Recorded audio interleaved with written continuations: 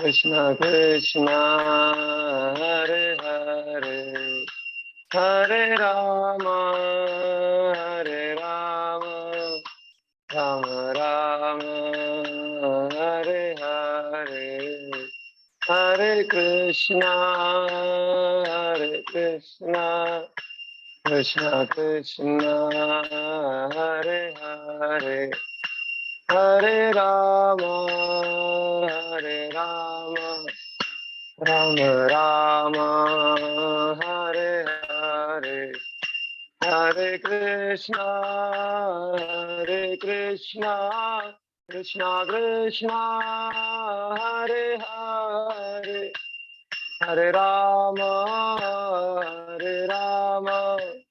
राम राम हरे हरे हरे कृष्णा कृष्णा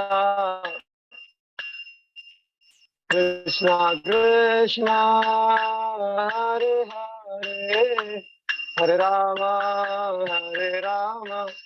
राम राम हरे हरे हरे कृष्णा कृष्णा कृष्णा हरे हरे हरे राम राम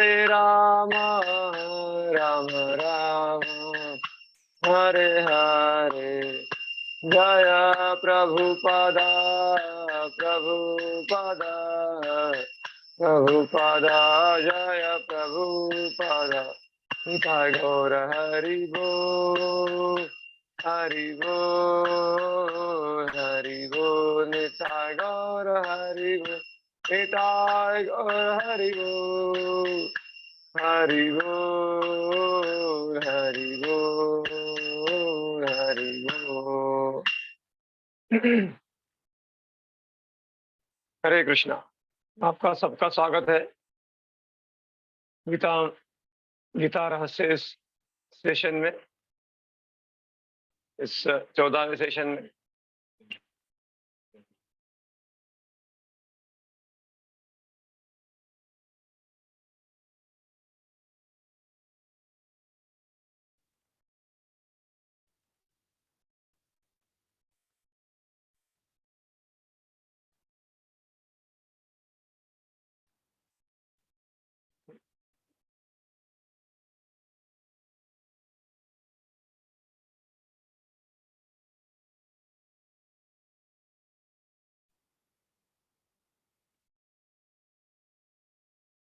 तो पिछले बार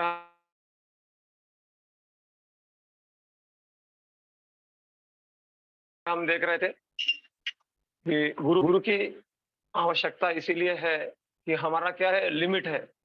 और भगवान के इस रचना को, इस संसार को समझने के लिए हमको क्या चाहिए, हेल्प चाहिए। जैसे हम अगर आंखों से हम देखना चाहते हैं, जब तक सूर्य प्रकाश नहीं है तब तक हम अपने हाथ को भी नहीं देख सकते। तो हर परिस्थिति में, जैसे किसी को कराटे सीखना है तो कराटा मास्टर चाहिए, किसी को कुछ कुकिंग सीखना है तो कुकिंग सिखाने वाला चाहिए, किसी को कुछ स्पोर्ट सीखना है तो स्पोर्ट सिखाने वाला चाहिए, कुछ विषय सीखना है तो उस विषय सिखाने वाला चाहिए। तो हर फील्ड के लिए कुछ ना कुछ हमको गाइड चाहिए। तो फिर भगवान के पास पहुंचने के लिए गुरु की तो आवश्यकता है ही। तो यहाँ पर कृष्ण जो है, गुरु के रूप में कृष्ण को अर्जुन ने स्वीकार किया है और वो ज्ञान दे रहे हैं। आज के इस सत्र का नाम है आत्म साक्षात्कार का विज्ञान।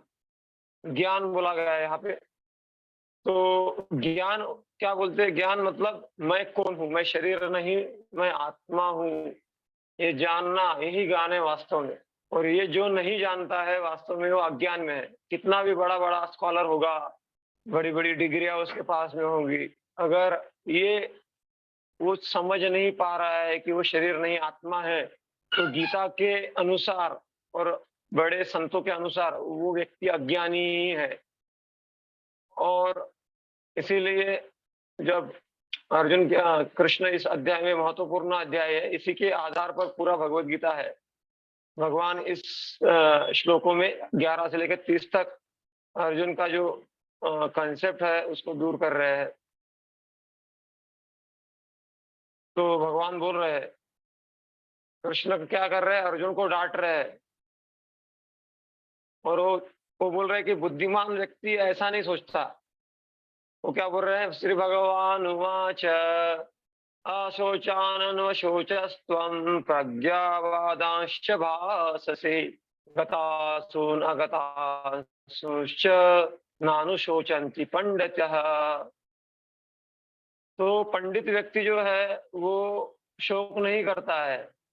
हाँ, किसके लिए, जो नश्वर है उसके लिए शोक नहीं करता है। हाँ, और जो जीवित है या मृत है किसी के लिए शोक नहीं करता, क्योंकि वो क्या है, ज्ञान में स्थित है। इसीलिए अर्जुन को भगवान क्या कर रहे हैं, यहाँ पर गुरु बन गए। अभी वो गुरु का अधिकार होता है डांटने का, इसलिए वो डांट रहे हैं। तो कृष्ण अर्जुन को डांटते हैं और वो कहते हैं कि तुम तो पंडित के जैसे प्रकार तुम बोल रहे हो। तो कृष्ण क्या है, कृष्ण क्या है, भौतिक प्रकृति और और आध्यात्मिक प्रकृति दोनों को नियंत्रित करते हैं। और जो बुद्धिमान मनुष्य होता है वो आत्मा और शरीर के बीच का अंतर जानता है। तो वही भगवान यहाँ कह रहे हैं कि वो शरीर के मतलब मरने के बाद जो है, क्योंकि आत्मा का ज्ञान है इसलिए वो वैसे जो भौतिकवादी लोग हैं उनके जैसे विलाप नहीं करता। जैसे जातस्य ध्रुव मृत्यु ध्रुवम जन्म मृतस्य च। जो जन्मता है वो मरता ही भी है। इसीलिए भगवान यहाँ पर बता रहे हैं कि शरीर से ज्यादा महत्वपूर्ण क्या है, आत्मा ज्यादा महत्वपूर्ण है। इसीलिए भगवान उनको बता रहे हैं अगले श्लोक में कि ऐसा कोई समय नहीं था जब मैं नहीं था, न आप नहीं थे, ये सब राजा नहीं थे, भविष्य में ऐसा कोई समय नहीं रहेगा कि ये नहीं रहेगी। तो आत्मा की शाश्वती के बारे में बता रहे हैं भगवान। न त्वेवाहम जातु न संभवम न भविष्यामः सर्वे वयमतः परम। तो भगवान वही बात कह रहे हैं कि ऐसा कोई नत्वम ने जातु ना सम, ऐसा नहीं था कि पहले आप नहीं थे या मैं नहीं था और अभी मैंने आपने आगे आप नहीं रहेंगे, मैं नहीं रहूंगा। तो जीव क्या है, ममे वांश जीवलोके जीवभूत सनातन सनातन अंश है। तो इसके लिए भगवान बता रहे हैं अगले श्लोक में, देहिनस्मिन् यथा देहे कौमारं यौवनं जरा तथा देहांतर प्राप्तिर्धीरस्तत्र न मुह्यति। तो जैसे छोटे बच्चे से बड़ा होता है व्यक्ति, बड़ा से बूढ़ा होता है, बूढ़ा से फिर शरीर छोड़ देता है, वैसे ही जब मर जाता है व्यक्ति तो उसको दूसरा शरीर प्राप्त होता है। ये भगवान के वचन है, तथा देहांतर प्राप्ति। तो जैसे हमने पुराना कपड़ा छोड़ दिया, पुराना ड्रेस और नया कपड़ा धारण कर लिया, तो कभी हम चिंतित होते हैं क्या, अरे पुराना खराब हो गया अभी नया पहनना पड़ रहा है। हम और उत्साही हो जाते हैं कि नया कपड़ा पहनेंगे, अच्छा है जल्दी खराब हो गया, नया कपड़ा मिलेगा। तो इस प्रकार से जो आत्मा के लिए नुकसान कोई नहीं है, लेकिन जब हम आसक्त हो जाते हैं और फिर आसक्ति के कारण अपना ड्यूटी नहीं कर पाते हैं और आसक्त हो जाते हैं, तब हम ये संसार का जो वास्तविकता है मृत्यु उसको स्वीकार नहीं कर पाते हैं। लेकिन आत्मा का तो निरंतर प्रवास चल रहा है। तो इसीलिए प्रश्न ये है कौन है हम। तो ये डॉक्टर हेनरी मॉन्सन कहते हैं एनाटॉमी के, उनके कहने के अनुसार हमारे शरीर में ये सारे पदार्थ रहते हैं अलग अलग मात्रा में। हाँ, calcium, phosphate, potassium, sulphur, sodium, ये सारे मिला के सबका अगर बजट निकाला जाए तो 110 रुपए में सारे केमिकल मिल जाएंगे जितने हमारे बॉडी में है। तो क्या हमारे शरीर की कीमत केवल 110 रुपए है? ये बड़ा प्रश्न है। बोलते हैं ना कि शरीर सिर्फ केमिकल है, केमिकल से बना हुआ शरीर है, life comes from a chemical, ऐसा बोलते हैं। तो अगर केमिकल निकाला जाए शरीर का तो 110 रुपए का केमिकल, क्या शरीर की कीमत नहीं है? नहीं। तो इसीलिए गीता क्या कहते हैं, तो हमारा रियल आइडेंटिटी, हमारा रियल स्वरूप क्या है, तो मटेरियल व्यू पॉइंट क्या है कि हम पदार्थ से बने हैं, रासायनिक बंडल है, मृत्यु की जीना यहाँ, मरना यहाँ, इसके सिवा जाना कहाँ, मरना इधर ही मरना है, कुछ उसके रियलिटी मतलब आत्मा की रियलिटी को कोई स्वीकार नहीं करता भौतिक चेतना में। लेकिन जब स्पिरिचुअल व्यू पॉइंट क्या है कि हम हमास हड्डियों के भौतिक शरीर नहीं है, इस शरीर के अंदर एक आत्मा है, वो कुत्ते के बिल्ली के अंदर भी है, और हिरन के अंदर भी है, हाथी के अंदर भी है, और अपने अपने शरीर के अनुसार वो कार्य कर रहा है। तो यहाँ पर जैसे एक बूढ़ी औरत है, महिला है, वो क्या है, पिंजरे को सजाने में लगी हुई है, पिंजरे को पॉलिश देने में लगी हुई है।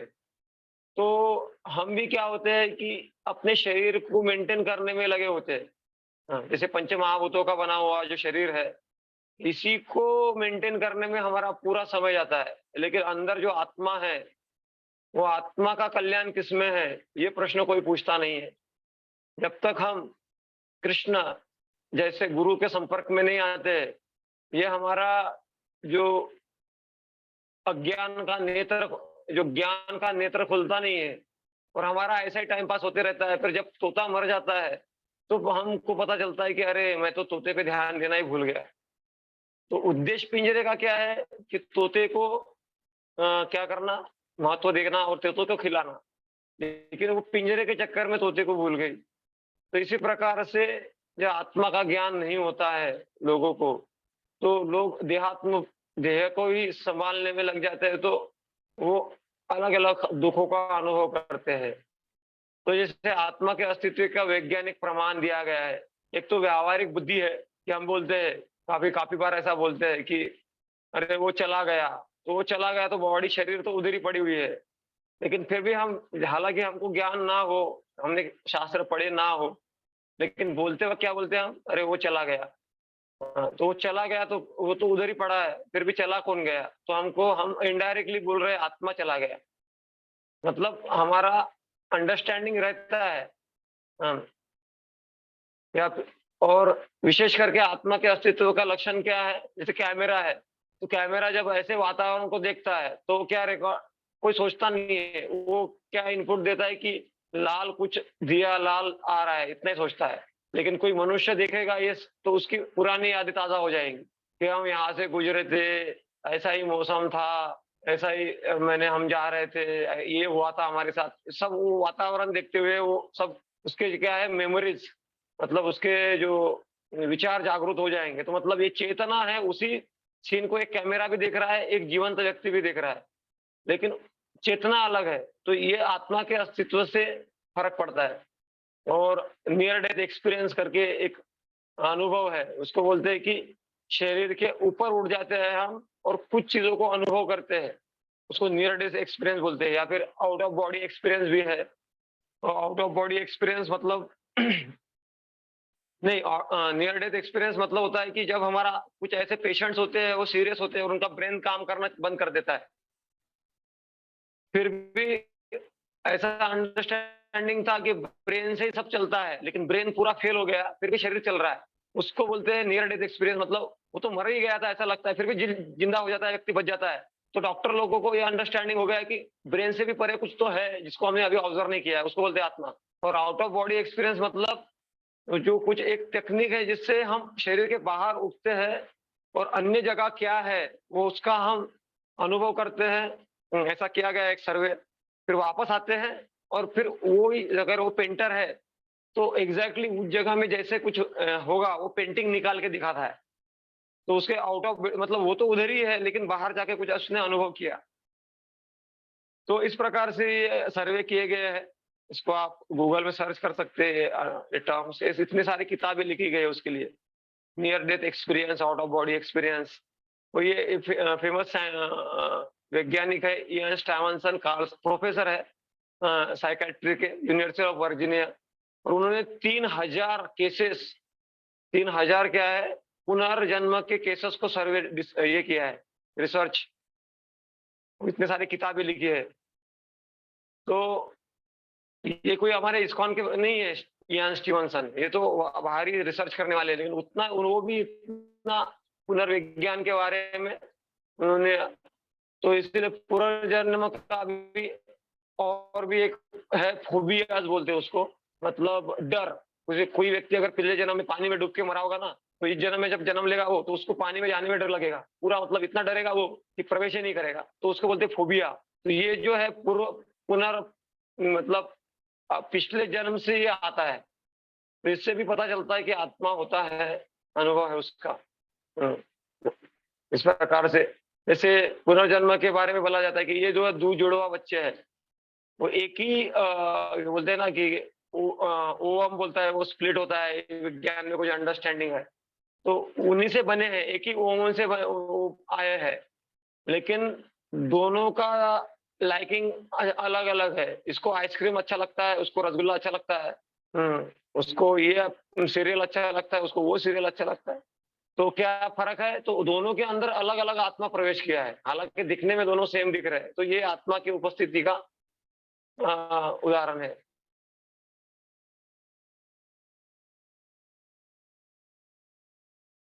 और जो पुनर्जन्म का जो 3000 केसेस ला गुप्ता करके, जब वो शुक्ला गुप्ता जी थी, तो जब उनको स्मरण होले, जब छोटी ही थी वो, छोटी बच्ची ही थी, तब वो एक उसके डॉल को लेकर मीनू, मीनू करके उसको ये कहती थी। तो वो बच्चे घर के लोग पूछा करते थे, "मीनू, मीनू कौन है?" वो कहती थी कि ये मीनू मेरी बेटी थी, मैं इसकी माँ थी। ऐसा-वैसा बोलते थे, तो घरवाले ऐसे सोचते थे ऐसा, लेकिन बार-बार वो ऐसे करने लगी तो वो बच्ची को लेके गए। और बच्ची को लेके गए तो बराबर वो गाँव लेके गई और वो गाँव में ये सर्वे हुआ है, जहाँ पे घर था बराबर मोड़-मोड़ से लेके गई सबको, 5 लोग साथ में गए थे। और वहाँ पे बराबर जिसने बोला था कि ये अमृतलाल चक्रवर्ती का घर, बराबर उधर लेके गए। फिर ससुर का नाम बताया, फिर बेटे का नाम बताया, सबका नाम और निक नाम बोलते हैं ना, पिंटू, चिंटू जैसा नाम रहता है हमारा घर का, वो नाम भी बताया। फिर वो डब्बे में कितनी साड़ियाँ रखी है, कौन-से कलर की साड़ियाँ है, वो भी बताया। मतलब ऐसे लगभग 30 चीज़ें उसने बताई, जो पहले कभी किसी को पता ही नहीं थी, और बराबर सब चीज़ें बराबर निकली। तो इससे भी ऐसे बहुत सारे केसेस हुए हैं।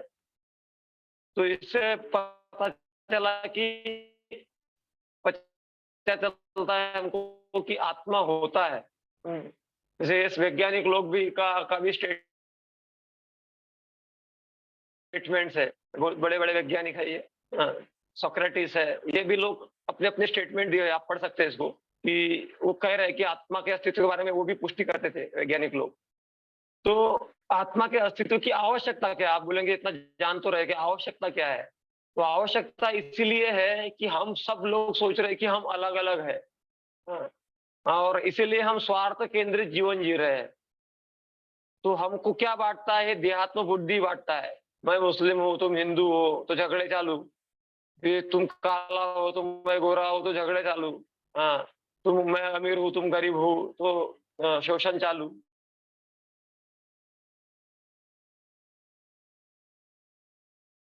हाँ, इस प्रकार से अलग-अलग मैं एजुकेटेड आ जाता है। तो ये सारी चीज़ें क्यों आते हैं? मैं सुंदर हूँ, तो तुम तो बदसुंदर हो, बदसूरत हो। इस प्रकार से ये सारा चीज़ें क्यों आता है? क्योंकि हम आत्मा के ज्ञान को कोई स्थान नहीं है जीवन में। तो ये है शारीरिक चेतना।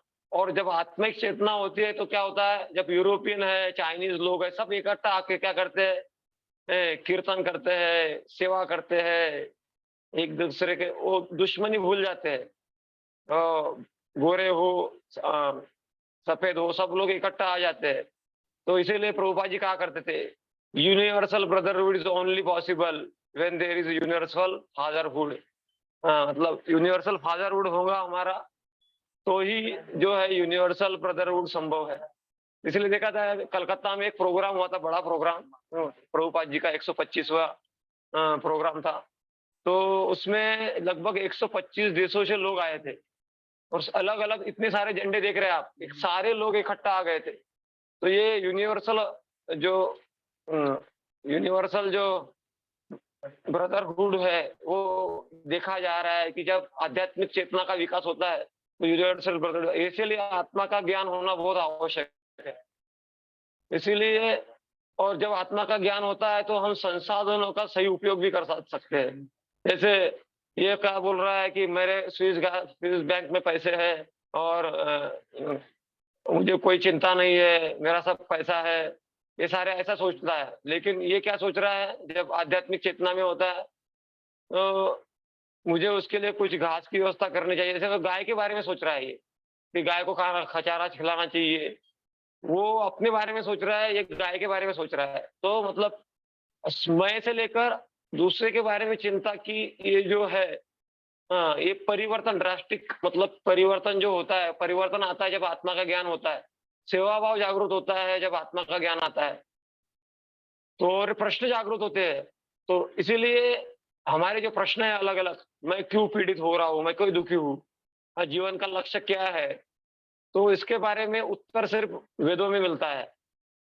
तो क्या बोलता है वासांसि जीर्णानि यथा विहाय नवानि गृह्णाति नरोपराणि तथा शरीराणि विहाय जीर्णानि अन्यानि संयाति नवानि देहि। दूसरे अध्याय के 22वें श्लोक में बोलते हैं भगवान, जैसे हमने चर्चा किया था कि जो एक जैसे हम पुराना शरीर कपड़ा पहनते छोड़ते हैं और नया कपड़ा पहनते हैं, उसी प्रकार से ये जो शरीर है हम छोड़ते हैं और नया शरीर धारण करते हैं। तो मृत्यु के समय हमको अलग-अलग हमने शरीर लिया है।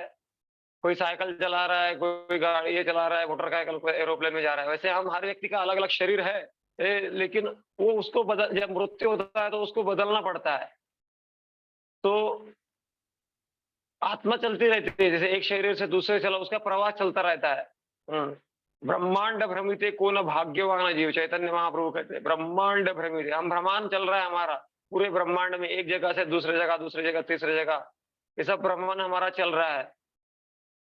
तो इसीलिए हमको शरीर कौन से आधार पे मिलता है, ये प्रश्न बहुत महत्वपूर्ण हो जाता है कि अरे!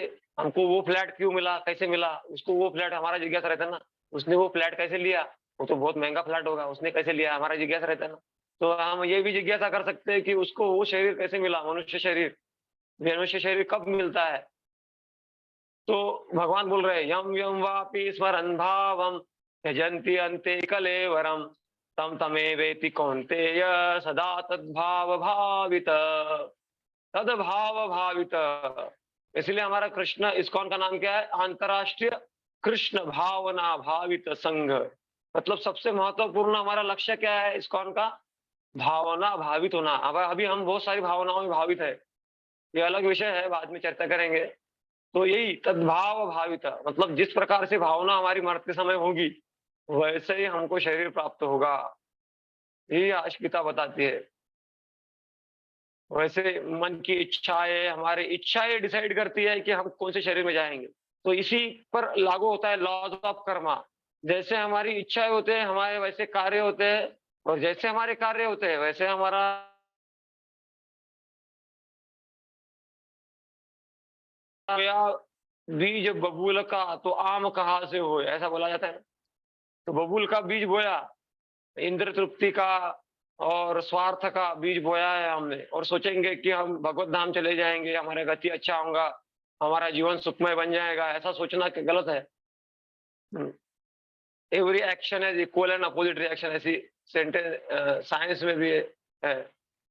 तो इसीलिए रिएक्शन इस प्रकार रिएक्शन अलग-अलग हो सकते हैं। कुछ रिएक्शन तुरंत आते हैं, जैसे किसी ने मुझे भूखा मुक्का मारा या आपने किसी को मारा, तो वो तुरंत मार देगा हमको।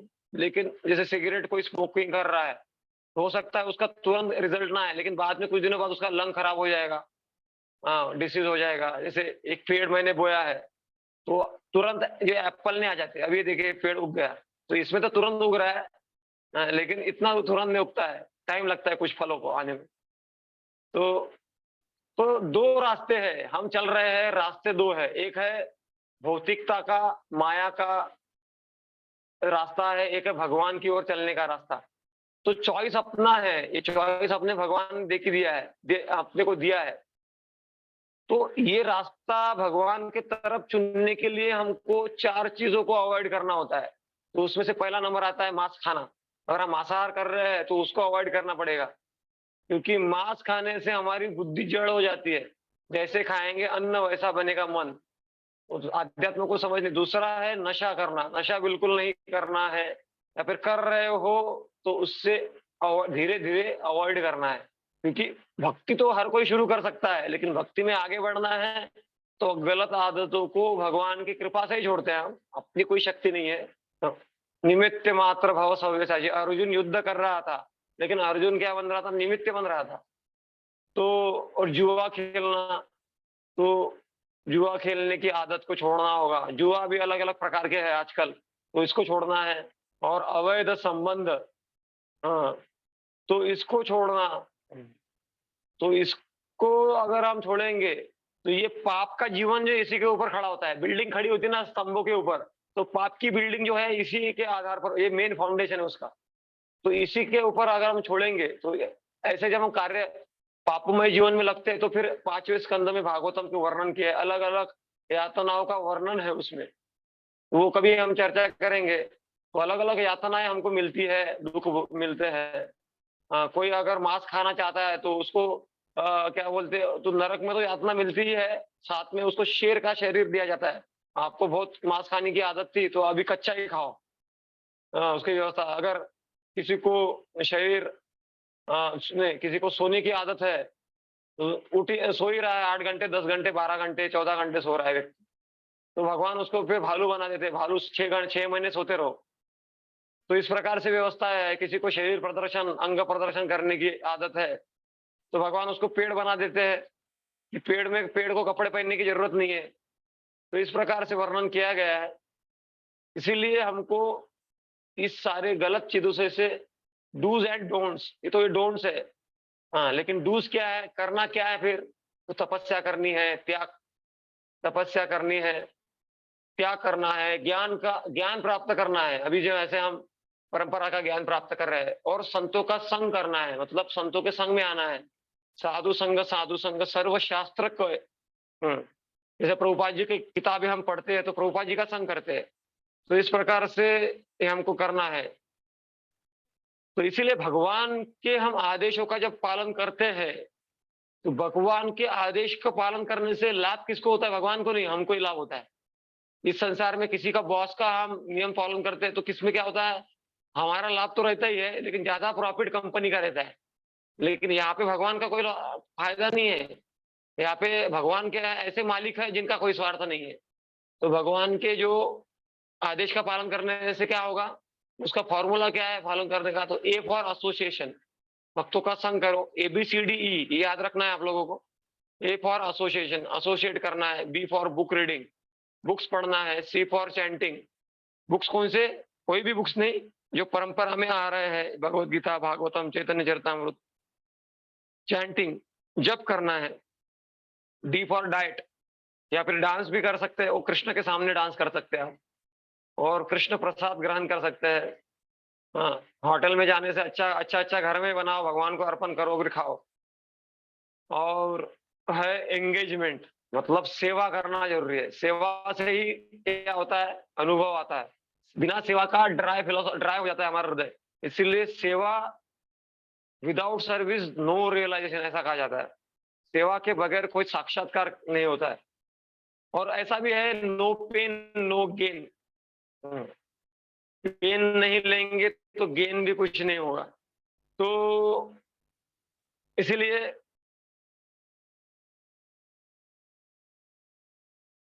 इसीलिए भगवान बोल रहे हैं गीता में कि हे अर्जुन, जो ये एक्ट ऑफ से जो तपस्या करता है, मामुपेत्य पुनर्जन्म दुःखालयम शाश्वतम नाप्नुवन्ति महात्मानम संसिद्धिम परमाम गता। जो मेरा भजन करता है, वो क्या करता है? इस दुःखालयम अशाश्वतम, दुःख का आलय है, मतलब पुस्तकालय में पुस्तक मिलेगा, दुग्धालय में दूध मिलेगा। इस प्रकार से दुःखालय में दुःख ही मिलेगा। वो करोड़पति हो, कोई भी व्यक्ति हो, जो है उसको क्या मिलेगा? दुःख ही मिलेगा। तो भगवान यहाँ पे अलर्ट कर रहे हैं। तो लेकिन हम जब भगवान की भक्ति करते हैं, तो मामुपेत पुनर्जन्म नहीं होगा, संसिद्धि परमाम गता, भगवान के पास हम जाएंगे। तो ये जो परिवर्तन है कि देहिन अस्मिन यथा देहे, तो ये परिवर्तन होता है, और वो धीर व्यक्ति है, इसको जानता है। क्या हुआ? शरीर चला गया तो जैसे एक जो भक्त होता है शरीर छोड़ता है तो दुखी नहीं होता, क्योंकि उसको पता है कि मेरा गति है, नेहा गति जो है वो अच्छा ही होने वाला है। जैसे मैं एक पुराना कुर्ता छोड़ने पे मुझे कोई चिंता नहीं रहती है कि नया तो कुर्ता मिलने वाला है, मेरे पिताजी है। तो ऐसे एक भक्तों को चिंता नहीं रहती है कि अरे मैं मर जाऊँगा, अरे हाय, हाय, हाय! जैसे कोरोना पीरियड में लोग जो है, वो कोरोना को में जिसका आत्मा का ज्ञान नहीं था, वो हाय, हाय कर ही रहे। कुछ साइको हो गए, कुछ डिप्रेशन में चले गए और इस प्रकार से आत्मा का ज्ञान नहीं था, वो लोग ज़्यादा मतलब डिप्रेशन में चले गए। लेकिन भक्त लोग जो है इतने डिप्रेशन में गए गए नहीं, और जितनी मात्रा में भक्ति में अनुभव होता है, उतनी मात्रा में है फ्रस्ट्रेट नहीं होते। तो इसीलिए भगवान जो है अलग-अलग श्लोकों में क्या कर रहे हैं, अ, कृष्ण अर्जुन के जो भाव है, जो कहना है, प्रश्न है, उसका खंडन कर रहे हैं। तो कृष्ण वो जैसे अर्जुन विलाप कर रहा है, अश्रु पूर्णाकुलेक्षणम, तो भगवान उसको बोल रहे हैं, रो मत, क्यों रो रहे हो? अभी इंडिविजुअलिटी नेवर लॉस्ट, मतलब हम जो व्यक्ति है, भगवान ने पहले नत्वम नेमि जातु नासम नत्वम नेमि जनादिवा, ऐसा कोई समय नहीं रहेगा कि ये लोग नहीं रहेंगे। इनका सिर्फ शरीर बदलेगा, ये लोग तो रहने ही वाले हैं। तो भगवान ने ये कह के उनको बताया कि तुम चिंता मत करो, ये रहेंगे, आत्मा ये शाश्वत है आत्मा। दूसरा अर्जुन फिर वह प्रश्न पूछ सकता है कि लेकिन फिर भी तो शरीर तो बदलेगा ही ना। तो भगवान उत्तर क्या देते हैं कि ये तो परिवर्तन तो संसार का नियम है, ये तो परिवर्तन होता ही है और ये तो नेचुरल है। जैसे वो बता देहिन अस्मिन यथा देहे कौमारम यौवनम जरा, बच्चा जो है जवान होता है, तो वो अर्जुन कह सकता है तो बच्चा जवान होता है, ठीक है, उसमें कोई चिंता नहीं। लेकिन जवान जो है बूढ़ा होता है, वो तो चिंता की बात है, और बूढ़ा मर जाता है तो वो तो चिंता की नहीं। तो बूढ़ा हो जाएगा तो फिर उसको अच्छा शरीर मिलेगा, अच्छा अच्छे कार्य किए हैं तो इसीलिए भगवान वो भी बता रहे हैं। फिर अर्जुन ये भी पूछ सकता है कि वही मैं प्रश्न जो बोला कि लेकिन अ, चिंता तो कर सकते हैं कि फिर जवान से हम तो बूढ़े तो हो ही रहे।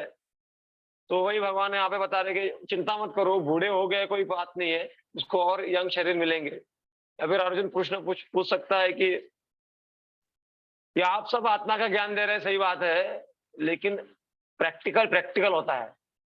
हमारे ये संबंधी है भाई, संबंधियों से जो लगाव नहीं रहेगा तो किनसे लगेगा? और वो मर जाएँगे तो दुःख नहीं होगा? दुःख तो होना ही है, अर्जुन तो कह रहे हैं। तो उसका भी उत्तर भगवान देते हैं। तो ठीक है, मान लिया तुमको दुःख हो रहा है, लेकिन तुम्हारे पास क्या चॉइस है, क्या पर्याय है? तुम क्या करना है? सहन करना है। अ, बोलते हैं ना, तिष्ठाम तितिक्षस्व भारत, तुमको क्या करना है? क्योंकि ये संसार क्या द्वंद्व का है, तो इसमें दुःख आएँगे ही। तो आपको क्या करना है? सहन करना है। ये क्योंकि आ रहा है, क्यों दुःख आ रहा है? ये इंद्रियों के संपर्क से आ रहा है, ये वास्तव में दुःख नहीं है।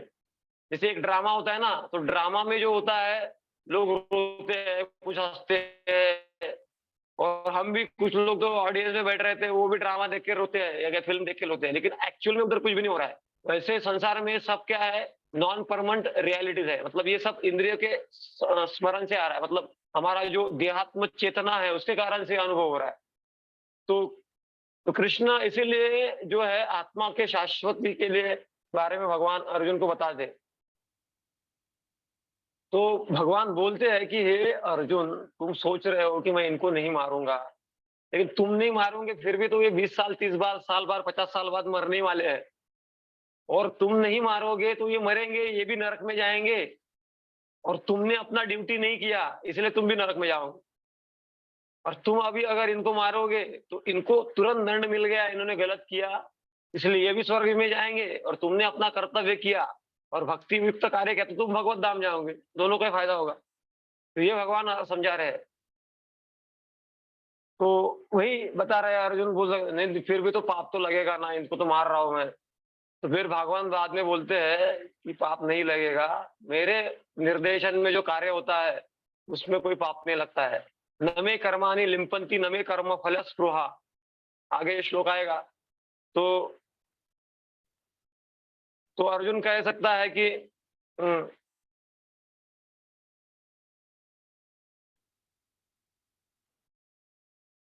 ये लेकिन भीष्म और द्रोण को दुःख तो होगा कि वो अपना शरीर छोड़ रहे हैं, तो वही मैं बात कर रहा था अभी तक कि पुराना कुर्ता छोड़ने और नया कुर्ता पहनने में आनंद होता है कि दुःख होता है? आनंद होता है। तो भीष्म, द्रोण ये महात्मा थे, तो इसीलिए उनको कोई दुःख नहीं है। उनका शरीर कष्ट हो रहा है, लेकिन उनको कोई दुःख नहीं है क्योंकि उनको पता है अभी नया शरीर मिलेगा, भगवत धाम जाएँगे, तो उनको क्या दुःख है? और फिर भी उसको आपको लग रहा है, दुःख लग ही रहा है, तो भगवान बोल रहे हैं, कुछ भी हो जाए फिर भी तुम असली आदमी को तो मार ही नहीं रहे हो ना, उसका असली आदमी कौन है? आत्मा है। नैनम छिन्दन्ति शस्त्राणि नैनम दहाति पावक, न चैनम क्लेदयन्ते आपो न शोषयति मारुत। तो असली आदमी को तुम मार ही नहीं रहे हो, तुम तो ड्रेस के साथ ही खेल खेल कर रहे हो। तो इसलिए कोई सोच सकता है कि फिर भी अर्जुन को भगवान बोलते हैं कि तुम सोच सकते हो कि ये कोई आत्मा आत्मा होता है, कुछ होता नहीं है, शरीर ही है। तो भगवान फिर उसके बारे में भी बोलते हैं कि ठीक है, मान लिया तुम ऐसा भी सोच रहे हो कि आत्मा आत्मा कुछ होता नहीं है, शरीर ही है। तो भगवान बोलते हैं कि तुम ऐसा भी सोच रहे हो कि सिर्फ शरीर ही है, फिर भी चिंता करने की और दुखी होने की कोई बात ही नहीं है। क्योंकि शरीर तो पंच महाभूतों से बना हुआ है ना, भूमि रापो अनलो वायु खर्मनो बुद्धि एव च। तो ये केमिकल से बना हुआ जो शरीर है, वो केमिकल केमिकल में मिल जाएंगे, उसमें चिंता की क्या बात है? तो भगवान अलग अलग प्रकार से, तो तो आत्मा के अलग अलग लक्षण है, आप इसको पढ़ लेना 17 दूसरे अध्याय के 17वें श्लोक से। क्योंकि सब लोग जो ज्वाइन कर रहे हैं उनसे ये भी रिक्वेस्ट है कि वो गीता भी पढ़ते रहे, तब तभी आपको ये थोड़ा लिंक लगेगा। क्योंकि थोड़ा बैकग्राउंड नॉलेज होने के बगैर ये थोड़ा समझ में नहीं आता है। क्योंकि कम समय में हम थोड़ा कर रहे हैं कंप्लीट इसको, तो इसीलिए आत्मा के अलग अलग लक्षण है। नैनं छिन्दन्ति शस्त्राणि नैनं दहति पाक, इस प्रकार से अलग अलग लक्षण बताए गए हैं।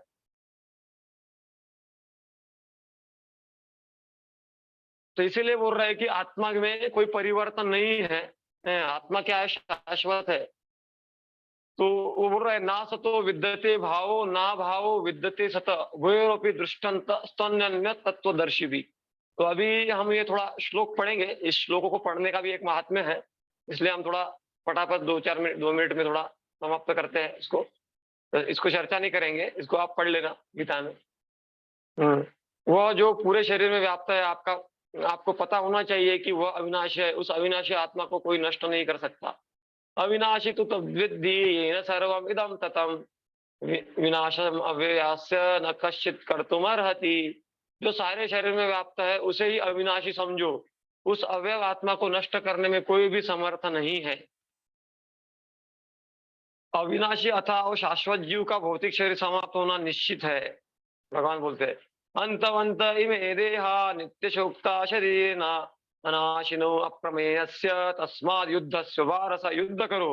विनाशी अप्रमेय तो शाश्वत जीव के भौतिक शरीर का अंत अवश्यंभावी है, अंत ही होगा।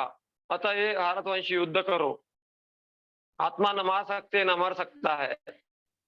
एनम वित्ति हंतारम यच्चैनम मन्यते हतम, उभो न विजानीतो नायम हन्ति न हन्यते। तो इस प्रकार से इसका वर्णन किया गया है। न जायते मृते वा कदाचित नायम भूत्वा भविता वा न भूयो, अजो नित्यम शाश्वतोयम पुराण नान्यते हन्यमाने शरीरे। तो शायद ये मीटिंग खत्म हो सकता है अपना, तो आप फिर से कनेक्ट कर लिया, ऑलमोस्ट हो गया, 1 ही मिनट बाकी चाहिए, 1 मिनट में मैं भी खत्म कर दूंगा। वेदा वेदा विनाशिना नित्यम य एनम अजम अव्ययम, कथम स पुरुष पार्थ कम घातयन्ति हन्ति कम। आत्मा के लिए मृत्यु केवल वस्तु के परिवर्तन है। वासांसि जीर्णानि यथा विहाय नवानि गृह्णाति नरोपनानि,